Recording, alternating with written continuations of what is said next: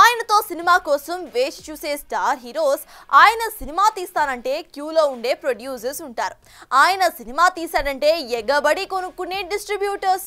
ఆయన సినిమా థియేటర్లో వచ్చిందంటే కలెక్షన్ల వర్షం కురిపించే ఆడియన్స్. కానీ ఆ డైరెక్టర్ తీసే సినిమా ఈ మాత్రం నచ్చడం లేదు అంటూ ఇదిగో ఇలా మధ్యలోనే ఆపేశాడట ఈ టాలీవుడ్ టాప్ స్టార్. దీంతో అసలు మీ ఇద్దరిలో వచ్చిన ఆ గ్యాప్లో నిజమెంత గురువు అంటూ ఆరాలు తీస్తుందట మూవీ ఇండస్ట్రీ. ప్రశాంత్ నీల్ ఈ డైరెక్టర్తో సినిమా అంటే ఎవరైనా ఎగిరి గంతేస్తారు. కారణం, ఈ డైరెక్టర్ నుండి వచ్చిన సినిమాలు కొల్లగొట్టిన రికార్డులు అలాంటివి. ఇక ఆ ఊపిలోనే నీల్తో సినిమా మొదలెట్టాడు తారక్. ఇప్పటికే ఒక షెడ్యూల్ పూర్తయింది కూడా. కానీ నీల్కి ఇక్కడే ట్విస్ట్ ఇచ్చాట తారక్. కంప్లీట్ అయిన షెడ్యూల్ అవుట్పుట్ అసలే నచ్చలేదని, దీంతో సినిమాకి గ్యాప్ ఇచ్చి స్క్రిప్ట్లో చేంజెస్ చేయాలని తారక్ కోరట.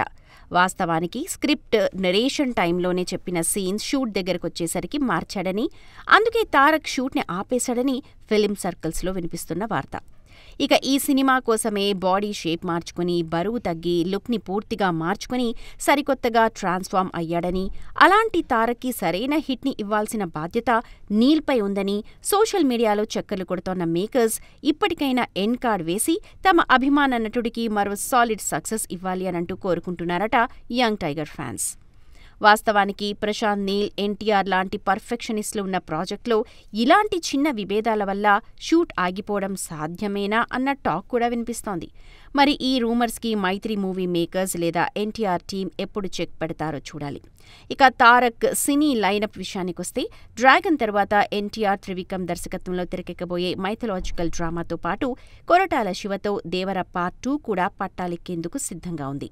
మరి ఈ వస్తోన్న గాసిప్స్కి ఎండ్ కార్డ్ వేసి తారక్ ఎంత స్పీడ్గా ఈ సినిమాలని సిల్వర్ స్క్రీన్ పైకి తెస్తాడో చూడాలి.